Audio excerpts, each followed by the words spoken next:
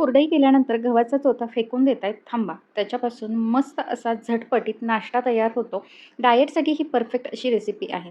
तर सगळ्यात अगोदर आपण हा जो चोथा असतो चीक घेतल्यानंतर, तर तो चोथा एका ताटामध्ये काढून घेणार आहोत. काल चीक घेतला होता, मग मी रात्रभर फ्रीजमध्ये ठेवला. मला जेवढा पाहिजे तेवढा काढून घेतला आणि मग नंतर त्याच्यामध्ये भिजायला घातलेली हरभऱ्याची डाळ टाकून घेतली अर्धी वाटी.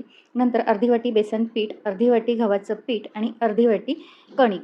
तर हे सगळं मी त्याच्यामध्ये टाकून घेतलं. भरपूर अशी कोथिंबीर आणि कांदा, जो एक कांदा मी चिरून घेतला होता, तो देखील त्याच्यामध्ये टाकून घेतला. तर हे सगळं मिश्रण आपण एकत्र करणार आहोत. त्यानंतर आपण एका मिक्सरच्या भांड्यामध्ये 1 ते 1.5 चमचे जिरे टाकून घेणार आहोत. 1 चमचा ओवा आणि 1 अख्खा लसूण सोलून घेतला होता, तो देखील आपण त्याच्यामध्ये टाकून घेणार आहोत आणि छान असा मिक्सरला वाटून घेणार आहे. तर नंतर हे मिश्रण देखील आपण त्याच्यामध्ये टाकलं आणि नंतर अर्धा ते पाऊण चमचा मी हळद याच्यामध्ये टाकून घेतली. 2 चमचे लाल तिखट मिरची जी असते पावडर, ती आपण त्याच्यामध्ये टाकून घेतली.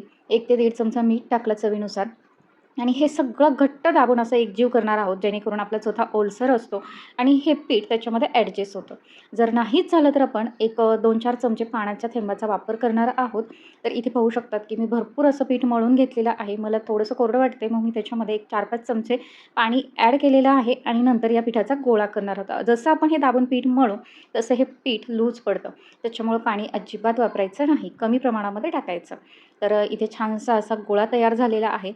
तर त्यानंतर एका हाताने मी छान असं दाबून याचे मुटके तयार करणार आहेत. मुटके इतके परफेक्ट मला आकार द्यायला जमत नाहीत, परंतु मला अशा पद्धतीमध्येच येतात.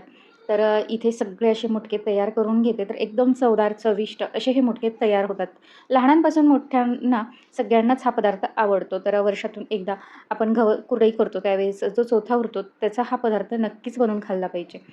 तोपर्यंत मी इकडे कढईमध्ये पाणी गरम करण्यासाठी ठेवलं होतं. वाफ आली की नंतर हे सगळे मुटके टाकून घेतले आणि 15 मिनिटं फुल गॅसवर पूर्णपणे उकळून घेतलेले आहेत. तर इथे पाहू शकतात की खूप छान असा आपला हा मुटका उकडलेला आहे. गरम होतं, मग ते थोडंसं थंड होऊन दिलं. इथे सगळे मुटके काढून घेणार आहे.